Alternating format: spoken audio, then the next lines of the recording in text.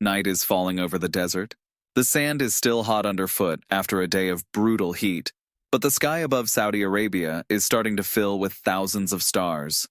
It's the same landscape Bedouins have watched for centuries as they led their caravans across the dunes, and it's exactly here, in a place that seems eternally unchanged, that a project is being born which aims to change the course of history. For decades, Saudi Arabia was a synonym for oil. The smell of gasoline, tankers leaving the ports, giant refineries glowing at night like cities of fire. Oil turned Bedouins into billionaires, paid for palaces, private jets, gold watches, and influence at the UN. But the same black gold also became a trap. Every crisis, every price swing on global markets reminded the kingdom that the entire system rested on a single fragile pillar. Then a new vision appeared. Mohammed bin Salman, crown prince, young, ambitious, impatient, said out loud what others had only whispered: oil is finite. We have to find something more. That's how the Vision 2030 plan was born, and its loudest symbol became the city of NEOM. Imagine this: a straight line stretching 170 kilometers across the desert, with millions of people living inside it. A floating industrial city the size of Amsterdam drifting on the Red Sea. A mountain ski resort where snow falls in the middle of the desert. Luxury islands meant to attract tourists from Europe and Asia. These are not scenes from a science fiction movie. These are plans already taking shape on the desks of top architects and in the servers of global corporations. NEOM is not just an investment. It is the advertising poster of a new Saudi Arabia, a country that, until yesterday, was associated with desert and oil, now saying, "We want to be the future." But NEOM is not only about buildings, it is also about people. Women who just a few years ago were not allowed to drive are now being hired by tech companies. Young Saudis raised in the shadow of mosques and prohibitions now go to concerts and watch films in cinemas, because the cinema ban was only lifted in 2018. Families that never considered tourism as a business are now investing in hotels, restaurants, and entertainment centers. NEOM is meant to be the culmination of this shift, an experiment testing whether Saudi Arabia can move beyond its own past. And for business, it's an invitation. The kingdom is saying, "Help us build the future and we will pay." For an engineer, it's the contract of a lifetime. For an architect, a canvas no one has ever had. For a startup, a market where you can be the first and write yourself into history. For a consultant, a laboratory where every solution can become a model for the world. That is what sets NEOM apart from much of the rest of the globe. In Europe, markets are saturated. In the US, competition is brutal. In parts of Asia, regulations are rigid. Here you get a blank page and a budget counted in hundreds of billions. How did the story of NEOM begin? Imagine you're standing now on that desert. Around you, there is only silence, sand, and rock. No lights, no roads. And suddenly, in your mind, you hear the hum of futuristic trains, the footsteps of millions of people, the sound of concerts, conversations in hundreds of languages. 10 years from now, this place could look completely different. That is NEOM. Not just a city. Not just an investment. It is a laboratory of the future, a test of whether humans can win a battle against the desert and against their own limitations. And this is where our second journey begins. From oil, which for decades defined Saudi Arabia, to a vision that is meant to define its future. For most of its modern existence, Saudi Arabia has been a state defined by a single resource. Oil became its blessing, its curse, and above all, its identity. In a land where life for centuries revolved around oases, caravans, and Bedouins crossing the sands, the discovery of oil in 1938 in Dammam changed everything. It didn't just open a door to the global economy, it literally created a new Saudi Arabia. Within a few decades, desert camps turned into cities with skyscrapers, camels gave way to fleets of luxury cars, and state revenues began to exceed the annual budgets of entire regions of the world. Oil became the foundation of a welfare state. It paid for free education and healthcare, subsidies for energy and fuel, housing for young couples, and a guarantee of public sector jobs. For years, every citizen felt that the state was paying them for loyalty, and loyalty was the most important capital for a monarchy that had to keep the balance between tribes, powerful clergy, and a fast-growing young population. Oil gave a sense of security, but it also made the entire economy a gambler addicted to a single table. Every oil crisis exposed that vulnerability. In the 1980s, a sudden price drop forced the government to cut spending and roll back some benefits. In 2014, the situation was even more dramatic. The price per barrel fell from $110 to around $30, and budget revenues were cut in half. A kingdom that had grown used to easy billions suddenly watched the red line crashing down its charts in Riyadh and felt that the foundations of its power were shaking. People started talking more openly that oil would not last forever. But in a country where every crisis had so far been just a temporary inconvenience, no one had the courage to say it out loud. Mohammed bin Salman did. In 2016, the Crown Prince, only about 30 at the time, already understood that unless he triggered a revolution, his generation would witness the kingdom's decline. In April that year, at a conference in Riyadh broadcast worldwide, 2 words appeared on the screens: Vision 2030. The room fell silent, and the prince said a sentence that became a turning point in Saudi history. "Our dependence on oil threatens our future. If we don't reform today, tomorrow will be too late." Vision 2030 was more than an economic strategy. It was a roadmap, a political manifesto, and a social promise. For the first time, the leadership said openly that oil would not be enough, and outlined 3 pillars of a new Saudi Arabia: a more open and dynamic society, a diversified economy, and a modern state that functions more efficiently and with less bureaucracy. Change was supposed to touch everything, from education and the labor market to women's rights and the way the country presented itself to the world. Reforms that would have seemed impossible a decade earlier suddenly started to happen. Women got the right to drive. Cinemas reopened after 35 years of prohibition. Riyadh began to host concerts and festivals. The state poured billions into sports, from Formula One to signing global football stars into the local league. All of this was meant to send one clear message: we are different. We are changing. We want to be part of the global game. Vision 2030 also had a hard economic edge. Saudi Arabia set up sovereign funds worth hundreds of billions, simplified visa rules, created special economic zones, and actively started inviting foreign firms to collaborate.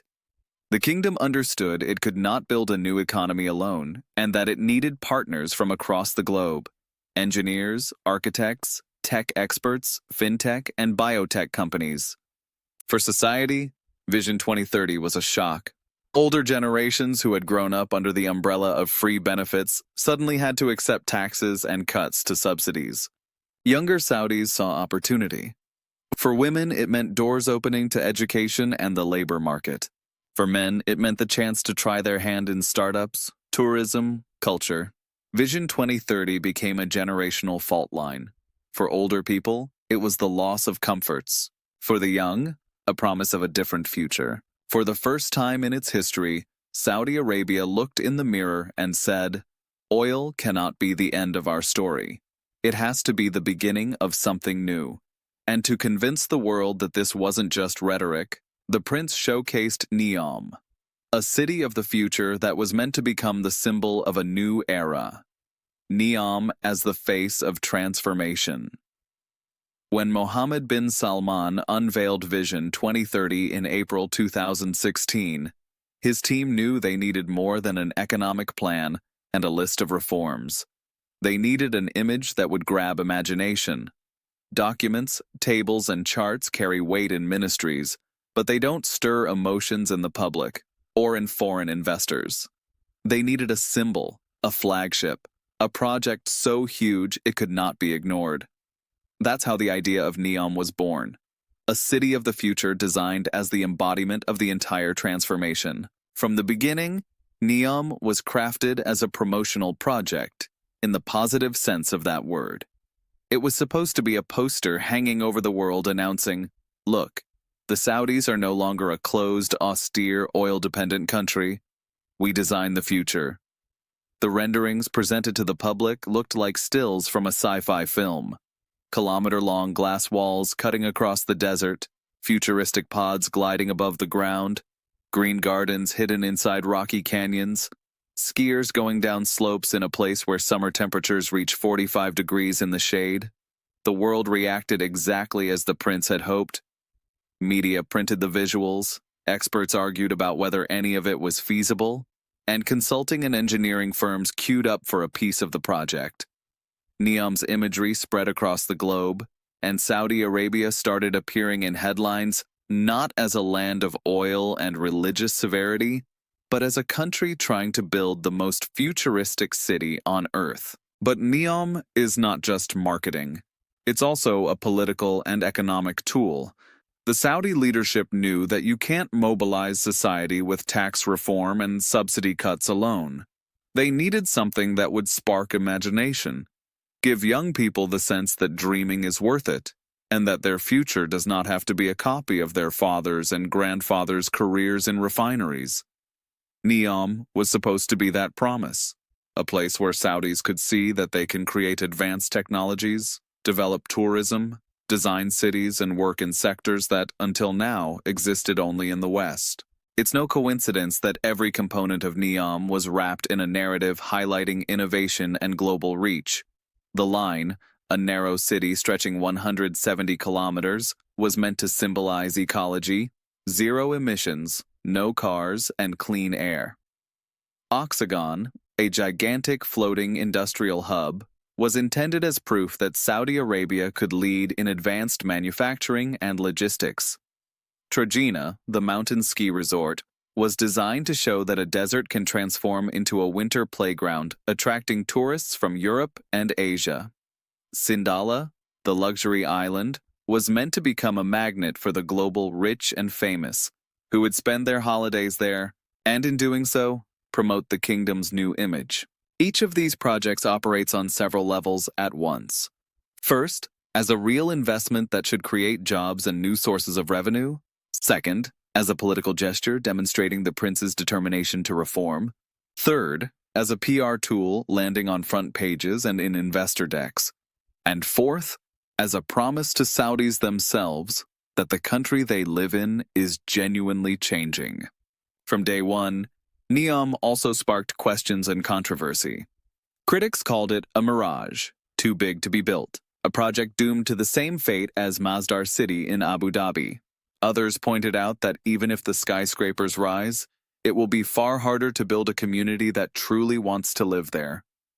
Others still reminded the world that behind the glossy visuals there is a human cost. People displaced from desert villages who had no say in the decision that their land would become part of the city of the future. But despite all these voices, one thing is clear. NEOM became the face of Vision 2030. It's what the global press wrote about, what investment conferences highlighted, what young Saudis watched on TikTok and Instagram. Oil brought money, and NEOM brought dreams. And that is exactly what Mohammed bin Salman needed. A symbol that would turn attention away from the old Saudi Arabia and direct it towards a new one full of light, glass, and steel. Because in politics and economics, the winner isn't always the one with the strongest foundations. Sometimes it's the one who can sell the strongest vision. And NEOM, whether it is completed in full or only in part, has already completed its first mission. It made the world talk about Saudi Arabia not just as a kingdom of barrels, but as a country that wants to build tomorrow.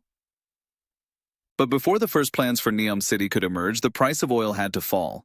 The year 2014 is etched into Saudi history as a moment when the desert reminded the kingdom of its harshness. On the surface, nothing had changed. The sand was just as hot. Evening prayers still echoed from the minarets. Tankers still left ports on the Red Sea and the Gulf. But the numbers on trading screens and laptops in Riyadh were merciless. The price of a barrel dropped from over $110 to barely $30. Within months, state revenue had been cut in half. In the cool, air-conditioned offices of the finance and energy ministries, the atmosphere grew heavy. Tables filled with reports that would have seemed absurd just a few years earlier. Warnings about the need for cuts, about budget deficits, about unavoidable reductions in subsidies. For a state that had spent decades accustoming its citizens to free healthcare, cheap fuel, and free education, that prospect bordered on political suicide. Picture a crisis meeting in one of Riyadh's palaces. The room is cool from the AC but hot with tension. On the wall, a chart with a red line plunging sharply down. Ministers, advisors, princes, all staring at the numbers. One advisor says bluntly, "If this continues, we won't be able to pay civil servants. We won't be able to finance projects. Our system is like a building on a single column. If the column cracks, everything collapses." The image had a symbolic dimension. The richest country in the region discovered that its power rested on something as fragile as the global price of a commodity it did not control. U.S. shale producers pumped more. China reduced demand, and suddenly the Saudi budget looked like a leaking barrel. For ordinary citizens, the shock was just as painful. For the first time in years, the state began to trim benefits, introduce taxes, and raise the prices of basic services. People who had lived all their lives assuming that oil meant a free life were forced to see that reality might look different. For older generations, it felt like a betrayal of an unwritten social contract. We give loyalty to the rulers, and they give us security and comfort. For the young, it was a signal that the existing model would not survive another few decades. The world was watching too. Analysts in London and New York said openly, if Saudi Arabia doesn't diversify its economy, its budget will not withstand future price swings. Terms like resource curse, oil trap, and rentier state entered reports on the kingdom. And that was the moment Mohammed bin Salman stepped onto the stage. Young, ambitious, uncompromising. He understood his generation could not afford the luxury of waiting. He knew that if he failed to offer something new, the dynasty's authority would erode and the country risked chaos. The collapse in oil prices was, for him, more than an economic crisis. It was a message from reality. Time for a revolution. From a business perspective, 2014 was a turning point. Many international firms that had counted on billion-dollar contracts suddenly had to withdraw as projects were frozen. Investors saw that Saudi Arabia was not as safe a market as they had imagined. But many of them also realized that if the kingdom decided to reform, an enormous potential would open, a new market for technology, services, education, and infrastructure. The oil crash was a paradox. On one hand, it exposed weaknesses. On the other, it created the conditions for something new. Without that crisis, there would be no Vision 2030. Without that crisis, no one would have dared say publicly that oil is not the future.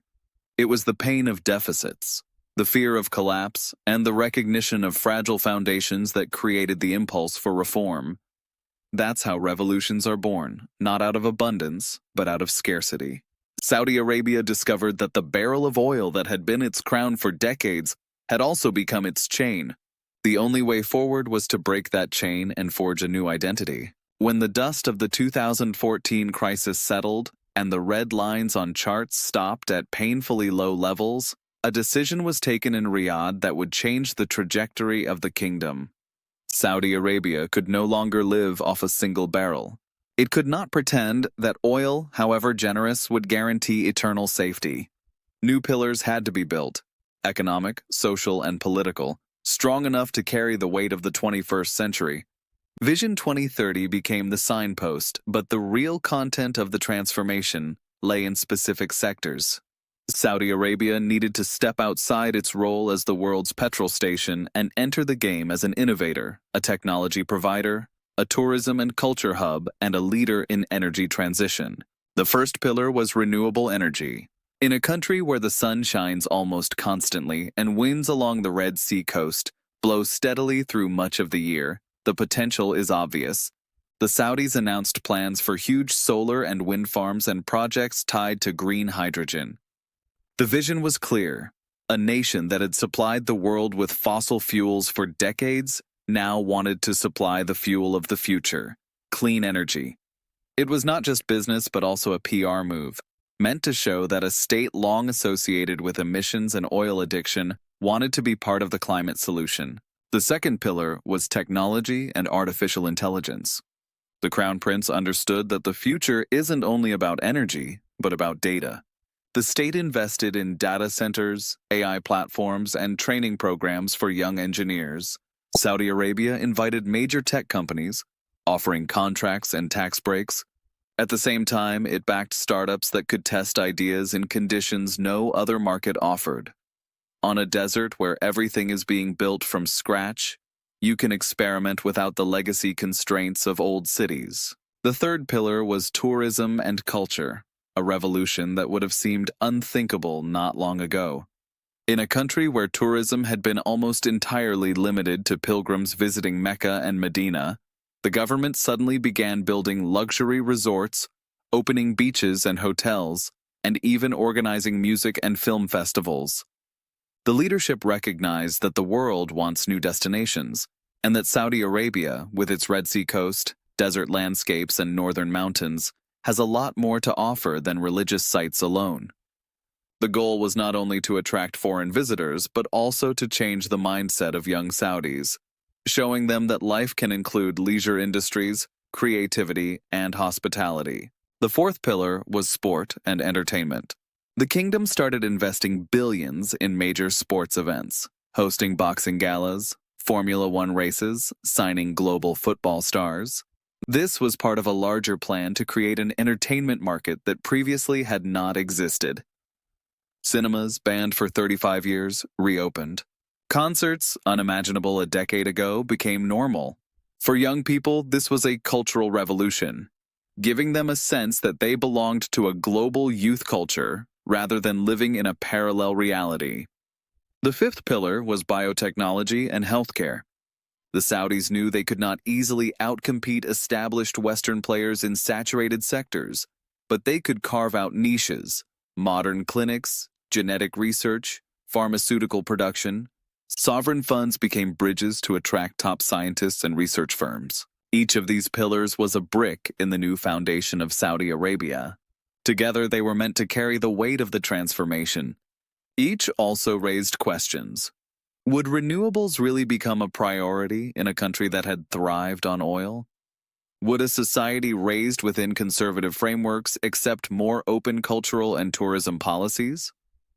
Would billions be enough to convince the world that the kingdom is not just a land of contrasts, but a truly modern center? From a business perspective, it was the opportunity of the century. For energy firms, contracts for solar and wind projects. For tech companies, entry into a new AI and data ecosystem. For tourism players, building resorts and hotels in a place that had been largely closed to outsiders. For entertainment, a young population hungry for global trends. For medicine, access to funding and a state ready to spend billions on scientific development. For society, it meant changes in everyday life. Older generations had to accept the end of some free benefits, but younger people dove into new sectors with enthusiasm. Female computer science students started dreaming of working on tech projects in NEOM. Young men wanted to be coaches, event organizers, tour guides. Aspirations shifted from, "I want to work in a refinery," to, "I want to be part of the global economy." These new economic pillars were not just an economic strategy, but also a social experiment. Saudi Arabia was trying to build not only new buildings and revenue streams, but also new dreams and new attitudes. Whether this experiment succeeds depends not just on billions of dollars, but on whether society accepts the new rules of the game. You can reset a foundation in a few years. You cannot change the mentality of a nation with a single decree. That was the true test of Vision 2030, whether the new pillars can bear the weight of the future.